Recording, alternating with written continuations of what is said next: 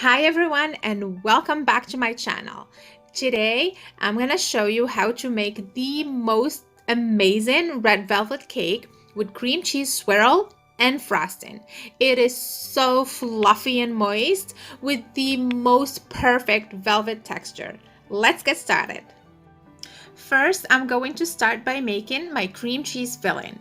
I have here a block of cream cheese and make sure it is at room temp so it's easy to beat. So I'm going to beat my cream cheese at high speed until soft and super creamy. Then I'm going to lower the speed a little bit and add sugar, an egg, and vanilla. Then I'm going to keep beating for about 2 to 3 minutes until light and super fluffy.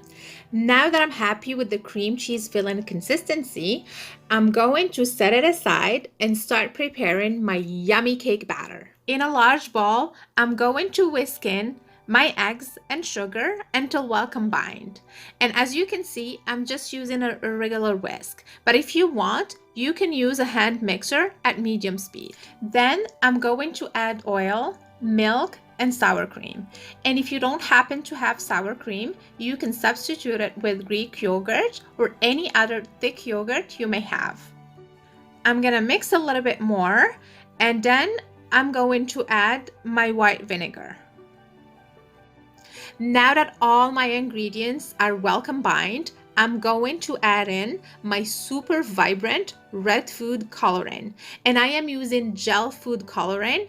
I just find that gel produces a deep and dark color, and because it's not liquid, it's not gonna change my batter's texture.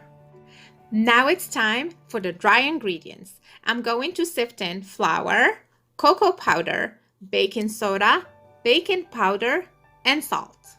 And I'm using a sift to prevent any lumps.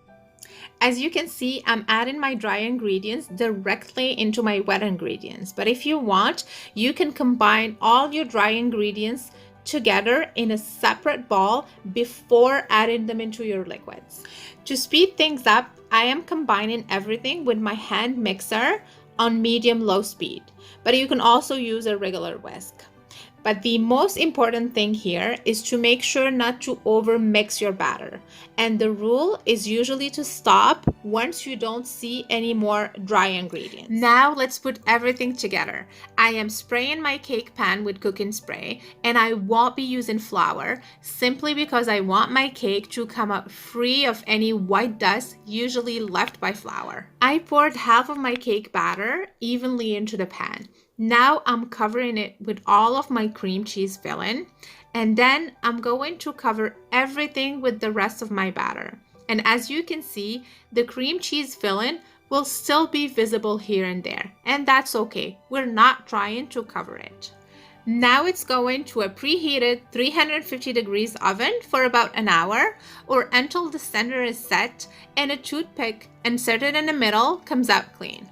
I'm gonna allow my cake to completely cool, then I'm going to flip it into my serving dish. The color turned out amazing. I mean, look at it.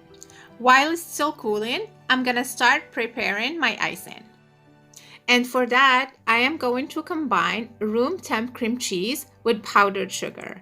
And I'm using a spatula to combine them a little before bringing in my hand mixer. Then I'm going to add the vanilla and mix until it's incorporated.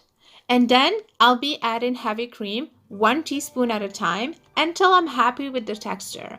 And don't add more than 3 teaspoons. And if you feel that you've added a little bit more cream than you should have, just add a little more powdered sugar to balance it out. My cake has completely cooled.